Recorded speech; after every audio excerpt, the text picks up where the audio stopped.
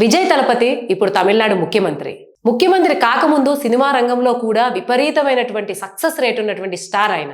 ఇంకా చెప్పాలంటే మొత్తం గనక మన సౌత్ ఇండియన్ స్టార్స్‌తో చూస్తే రీమేక్స్ చేసి హిట్ అయినటువంటి స్టార్స్ చాలా తక్కువ.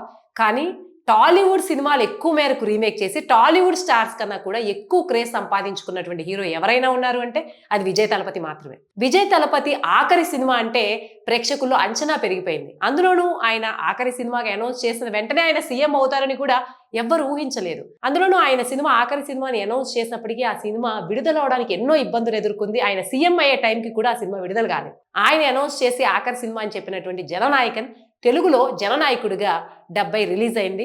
అది గురువారం ప్రీమియర్స్ పడ్డాయి. ఈ శుక్రవారం అంటే నిన్న ఈ సినిమా విడుదలైంది. మరి ఈ సినిమా ఎలా ఉంది? దీన్ని ఇప్పటికే ఇది తెలుగు సినిమా రీమేక్గా చెప్తున్నారు కాబట్టి ఇప్పటికే ఈ సినిమాని తెలుగు సినిమా అయినటువంటి బాలకృష్ణ సినిమా భగవంత్ కేసరి అంటే నేషనల్ అవార్డు పొందినటువంటి సినిమా దానికి రీమేక్గా చెప్తూ ఉన్నారు. ఆ స్థాయిలో ఉందా? ఎక్స్పెక్టేషన్స్ అందుకుందా?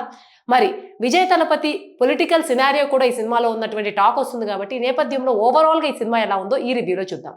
సినిమా స్టోరీ లైన్కి వస్తే బాలకృష్ణ సినిమా అయినటువంటి భగవంత్ కేసరి సినిమాకి ఇది రీమేక్. స్టోరీ లైన్లో ఎటువంటి డిఫరెన్స్ లేదు. కాకపోతే విజయ్ నుంచి ఫ్యాన్స్ ఇప్పుడు కొంత పొలిటికల్ సినారియో కూడా ఎక్స్పెక్ట్ చేస్తారు కాబట్టి అప్పుడు ఆయన పొలిటికల్గా చాలా ఫ్యూరియస్గా క్యాంపెయిన్స్ ఇవన్నీ చేస్తున్నారు కాబట్టి సెకండ్ హాఫ్ మొత్తం పొలిటికల్ సినారియోగా మార్చేశారు. అందుకనే ఈరోజు జననాయకన్ సినిమాకి చాలా హైప్ పెరుగుతూ ఉంది. సో స్టోరీ లైన్ మనకు ఆల్రెడీ తెలిసిందే. భగవంత్ కేసరిలో ఏదైతే ఉందో దీన్ని యాజ్ ఇట్ ఈస్ అట్లాగే స్క్రీన్ ప్లే దించేశారు ఫస్ట్ హాఫ్ వరకు కూడా.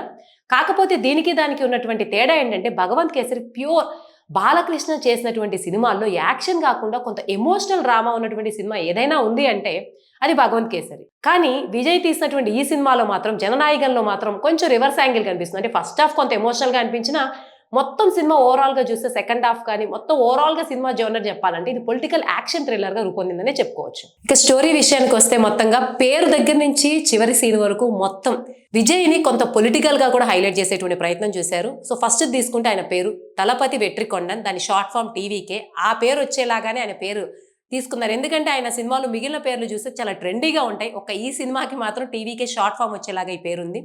తను ఒక పోలీస్ ఆఫీసర్. ఈ సినిమాలో తను డిఎస్పీని హత్య చేసినటువంటి నేరంలో జైలు శిక్ష అనుభవిస్తాడు. అతనికి వ్యతిరేకంగా సొంత తల్లి కన్నతల్లి అయినటువంటి రేవతి సాక్ష్యం చెప్తుంది. తర్వాత ఆమె పశ్చాత్తాపంతో చనిపోతుంది. తల్లి ఆఖరి కోరిక నెరవేర్చడానికి జైలర్కి సాయం చేస్తూ ఉంటాడు. సో జైలర్ కూడా ఆ సమయంలోనే జైలర్ కూతురైనటువంటి మమితా బైజుతో అతనికి అనుబంధం ఏర్పడుతుంది. తర్వాత జైలర్ మరణించడం, కూతురు బాధ్యతని ఈ టీవీకే ఎవరైతే దళపతి వెట్రికొండన్ ఉన్నాడు తను తీసుకుంటారంటే విజయ్. తర్వాత ఇదంతా కూడా ఆమె ఎలా అయినా సరే ఆర్మీ ఆఫీసర్ చేయాలనుకుంటాడు. కానీ ఆమె కొన్ని ఫియర్ ఫోబియా సమస్యలు ఉంటాయి. చివరికి ఆమె ఆ ఫియర్ని అధిగమిస్తుందా లేదా. అలాగే ఇదే సమయంలో ఒక రాజకీయ పార్టీ గ్యాంగ్స్టర్స్తో కలిసి దేశ కుట్రలకి పాల్పడుతూ ఉంటుంది. వాళ్ళని టీవీకి అంటే హీరో ఎలా ఎదురించాడు, అసలు ఎందుకు వాళ్ళు ఈమెను కూడా టార్గెట్ చేశారు అన్న యాంగిల్లో వెళ్తుంది స్టోరీ. చివరికి మమితా బైజు ఎవరైతే ఉన్నారో మనకి తెలుగు సినిమాలో అయితే శ్రీలీల ఈ పాత్రను అద్భుతంగా పోషించారు. సో మమితా బైజు ఆ ఫియర్స్ అన్నింటినీ కూడా అధిగమించగలిగిందా లేదా, ఆర్మీ ఆఫీసర్ అయ్యిందా లేదా, అసలు ఆమెను ఎందుకు టార్గెట్ చేశారు, ఇదంతా కూడా ఈ సినిమా స్టోరీ లైన్. సో ఇది తెలుగులో ముందు చెప్పుకున్నట్లు ఎలా ఎమోషనల్ డ్రామాగా ఉందో తమిళంలో మనకు అంత ఎమోషనల్ డ్రామా కనిపించదు. మోరోవర్ ఈ సినిమా లెంగ్త్ కూడా 3 గంటల సినిమా.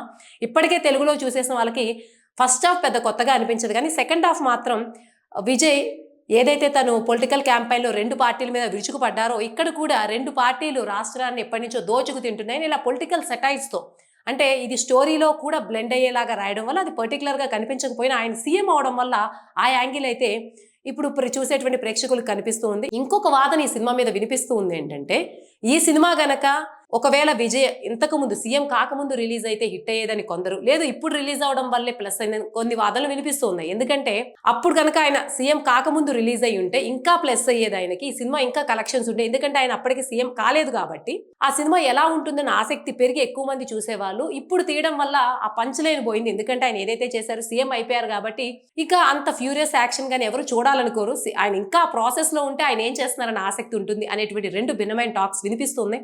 ఏదేమైనప్పటికీ టాలీవుడ్లో మనం తెలుగు వరకు చూసుకుంటే సినిమా ఊహించిన స్థాయిలో కలెక్షన్స్ అయితే రాబట్టలేదు. దీనికి ఒక కారణం విజయ్ గత 2-3 సినిమాలు రిలీజ్ అయిన గోట్ కావచ్చు, లియో కావచ్చు, ఇవి విపరీతమైన కలెక్షన్స్ అయితే టాలీవుడ్లో వసూలు చేయలేదు.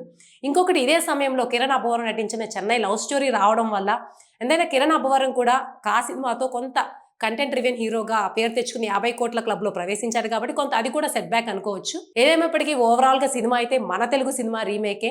ఏదైతే తమిళ సినిమాల్లో డ్రాగ్ ఆన్ డ్రామా ఉంటుందో అదే డ్రామా దీనిలో కూడా ఉంది. 3 గంటలు డ్రాగ్ ఆన్ చేయడము, సెకండ్ హాఫ్ కంప్లీట్‌గా ఎమోషన్‌ని చంపేసి విజయ్‌ని హైలైట్ చేసే ప్రయత్నంలో, విజయ్ వన్ మ్యాన్ షో చేసేలా చేసే ప్రయత్నంలో కథ కొంచెం డైల్యూట్ అయినటువంటి ఫీలింగ్ అయితే తెలుగు సినిమా చూసిన వాళ్ళకి ఖచ్చితంగా కలుగుతుంది. సో ఓవరాల్‌గా చెప్పాలంటే విజయ్ ఎవరైతే తమిళనాడు ప్రేక్షకులు ఉంటారో వాళ్ళైతే కొంత ఆదరించగలరు. వాళ్ళైతే వాళ్ళకైతే బాగా నచ్చుతుంది. ఎందుకంటే వాళ్ళకి ఈ స్టోరీ లైన్ కొత్త కాబట్టి. కానీ టాలీవుడ్ ప్రేక్షకులు ఇప్పటికే స్టోరీ లైన్ చూసేసున్నారు. అందులోనూ బాలకృష్ణ ఫ్యాన్స్ గాని, బాలకృష్ణకి బాగా పేరు తెచ్చినటువంటి సినిమా కాబట్టి ఇప్పటికే తెలుగు ప్రేక్షకుల్లో చాలా మంది ఈ సినిమా స్టోరీని ఇంకా మర్చిపోలేదు, కనెక్ట్ అయి ఉన్నారు కాబట్టి వాళ్ళకి ఎక్కడా కొత్తగా అనిపించదు.